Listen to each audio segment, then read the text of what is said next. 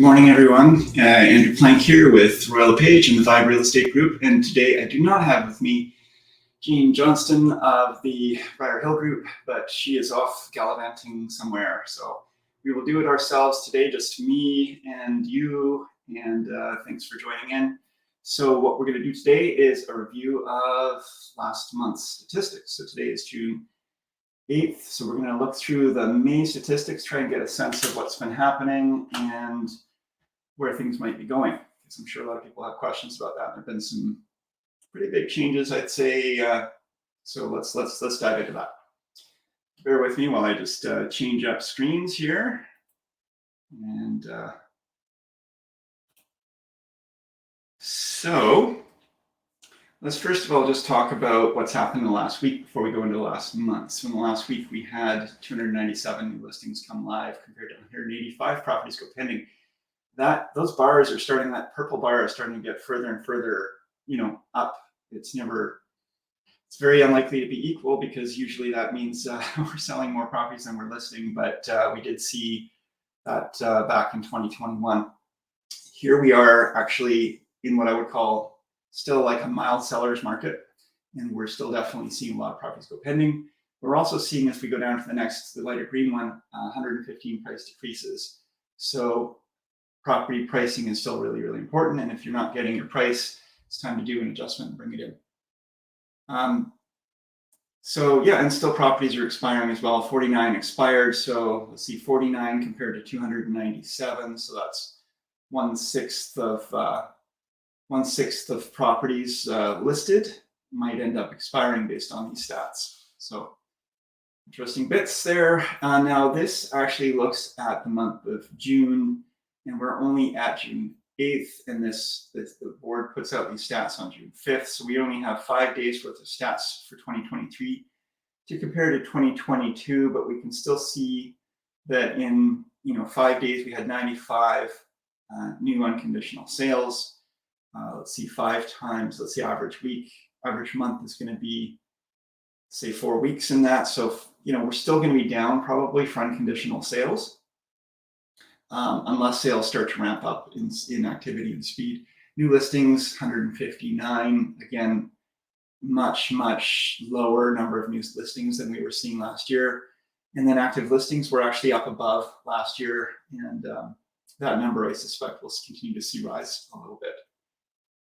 The big news really is that, and I like this graph, Jen Lowe, who's been a guest on our show a number of times, sent out an email about the, once again, another rise in real estate interest rates. I thought this graph was useful just to show kind of the trend that's been happening over the last little while of the 1/4 point and 1/2 point rises that they've had. Actually, that looks like a full point here back in August. And so it does look like it's slowing down, but they had a 1/4 point just early 2023, another 1/4 point just now, and they are calling for another 1/4 point rise perhaps. So people are really hurting when it comes to interest rates. And so I want to talk about really briefly and just share, I have put it into the comments. I'm going to just do a share screen and pull up an article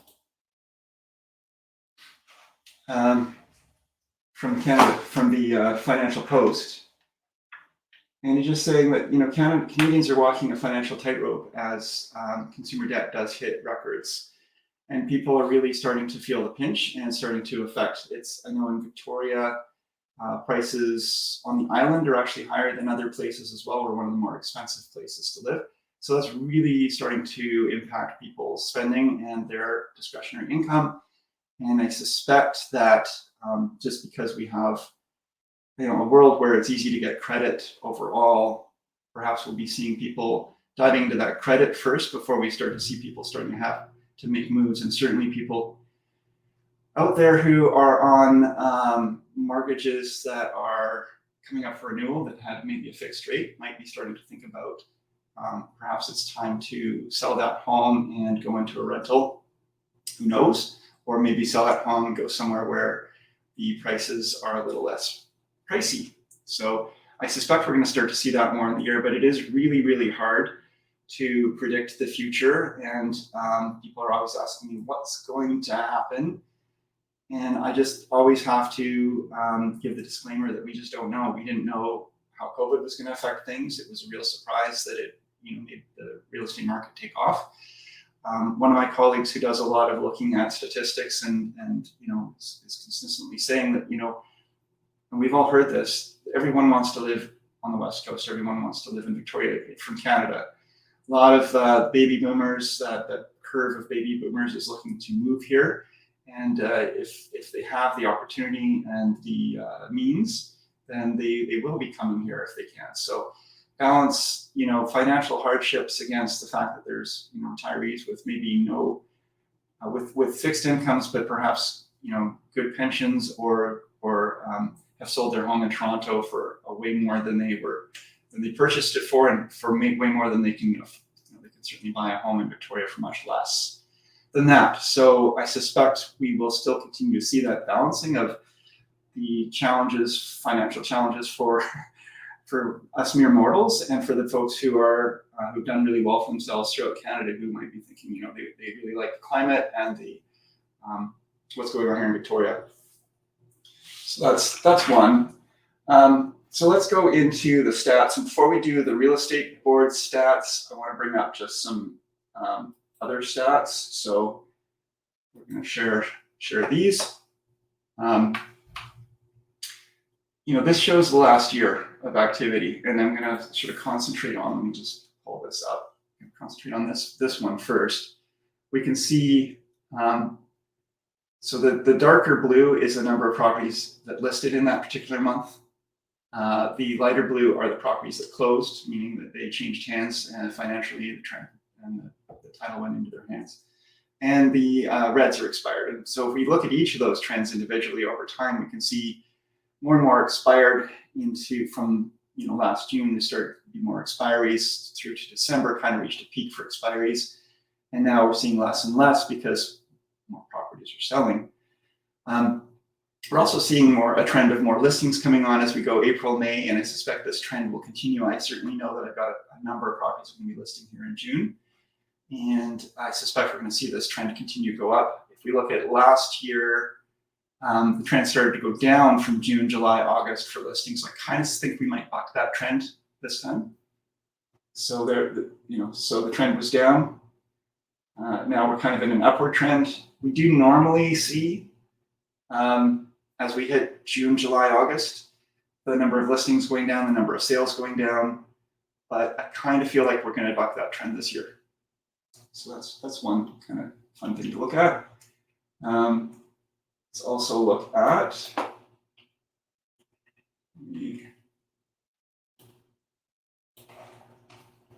this is actually what we've already kind of looked at. We had 706 properties closed in May. We had, that was down over last year. I'm going to actually get out of that one. We use that one every year, but it is kind of useful to look at a couple of these other things. And that would be, for example, here. Sorry, while I try to adjust this, try to make this move, and then, okay, I'm not going to do it that. You can see here, this is volume, year over year trends for units closed. And so in 2019, we had 6.7 thousand, 2020, 7.8 thousand. 2021 was a banner year for sure, at 9.1 thousand. And 2022, which was quite a busy year, we were down to 6.2 thousand. And this year, we're already kind of through much of the spring market. We're 2.64 thousand. We're certainly going to double, I'd say double this number, or close to, but that's still going to be lower than I think last year's, and certainly lower than the peak.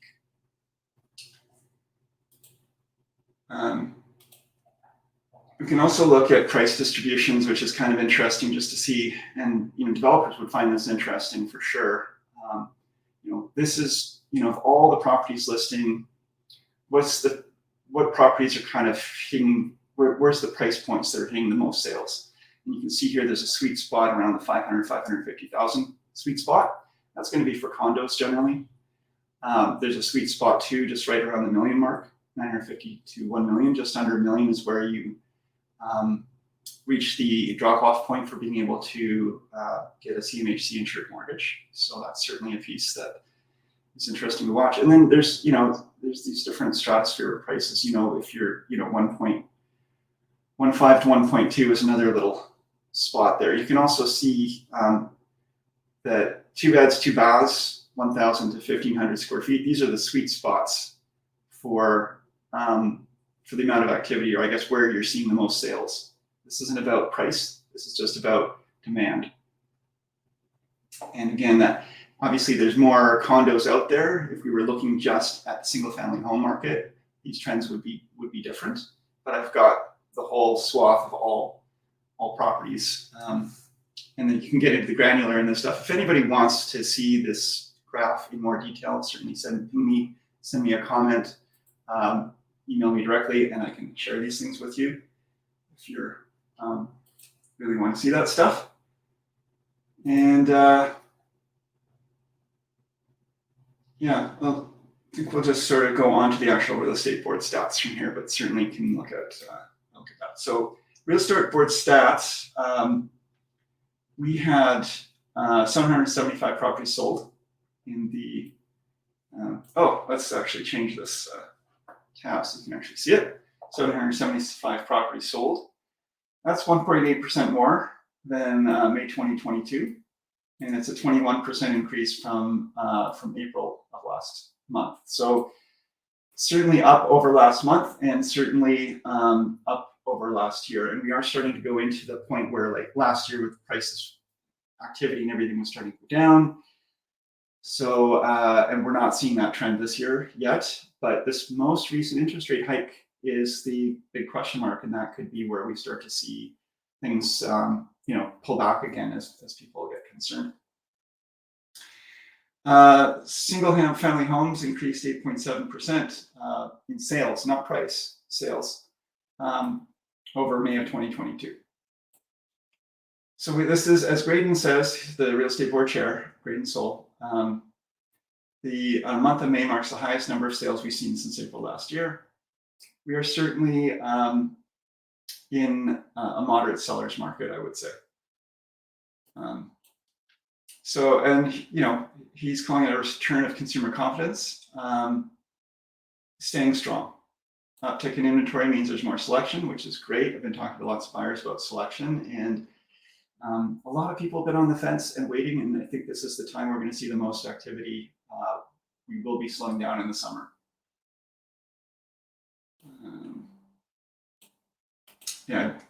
Move on from there. This is Jane's favorite little stat where we talk about, I'll just go down to this one. In her honor, I will do it. So we have the single family homes in Greater Victoria. The benchmark price in May 2023 was $1,156,700. And compare that to last month, it was $1,149,500. So not a large difference there.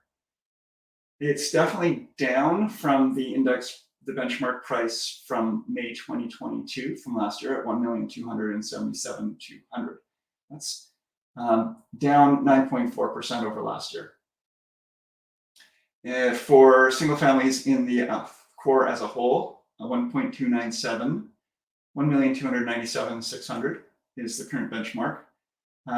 Compared to last month, again, very, very similar, 1,295,800. So just, not really much worth speaking about, but certainly down again over last year, 1.424, 1,424,000. So that's down 8.9%. West Shore, current benchmark price is $1,042,200. That's down 8.8% over last year. It's up 2.1% over last month. Peninsula homes are averaging 1.222,500,000, and that is down 10% over last year and down 0.8% over last month. So the Peninsula seen more of a hit. It looks like condos average benchmark price is $570,000 for Greater Victoria. That is down. That's up 1% over last month, and it's down 8.3% over last year. The core as a whole, the average, pretty close to the city of Victoria or Greater Victoria, is 5.69 thousand, and that is up 0.9% from last month, and it's down 8.1% from last year. In the West Shore, 556,800 for the benchmark for a condo, and that is up 2.1% over last month, down 8.9% over last year. Peninsula, 604,600 for a condo, and that's down 0.9% over last month and down 9.1% over last year. So following the same trend of the Peninsula, overall down. It's interesting. Still a great place to live. I do find when things contract, if they do tend to contract, they contract more on the outskirts, but that would also indicate you'd see that more on the West Shore, which we're actually seeing that going up, and I'm actually not calling for contraction. So. And then townhouses, let's just talk about the core townhouses, 846,600. That's up 0.8% over last month and down 9% over last year. So overall, the trend is up back towards where we were, but we're still not where we were last year. We do tend to see sort of an annual cyclical cycle of, and let's look at December 2021. We tend to see a cycle, and the last few years haven't fully followed it, but this is actually a pretty good example of it, where the line is sales and the bars are listings listed in that particular month. And we can see sales ramping up in the spring, hitting kind of a peak at the peak of spring, and then sales starting to go down into the summer. And then there's often a bit of a bump in the fall, and then they tend to fall again towards, the lowest we'll find is in the depth of winter and right around Christmas. Everybody's thinking other things. I find in summertime too, it's a little bit more of a distraction for people, and that's why we start to see the trends going down, but it's still certainly a better time to buy or sell.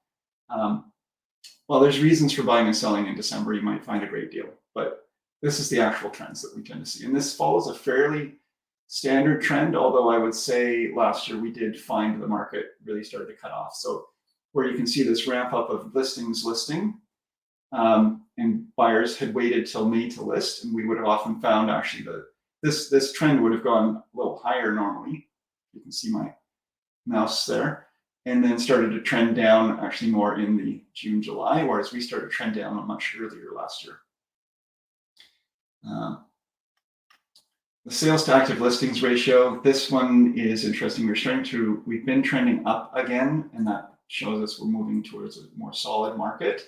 Again, these interest rate hikes could mean that this next bar that we will see might be a little more even or down. We could start to bop around a bit, but it is tight for inventory still, and that is putting upward pressure on prices. We were certainly still in a seller's market where we got down to more of a balanced market, almost trending into a buyer's market down here between September and January of 2023. You can really see where the market started to fall off in last year, kind of hit that peak in February of 2022, and then just sales really started to fall off. And that's kind of correlates with all these interest rate hikes we've been seeing and fears that they've been bringing with people. So there you go. That's what's been kind of going on in the marketplace.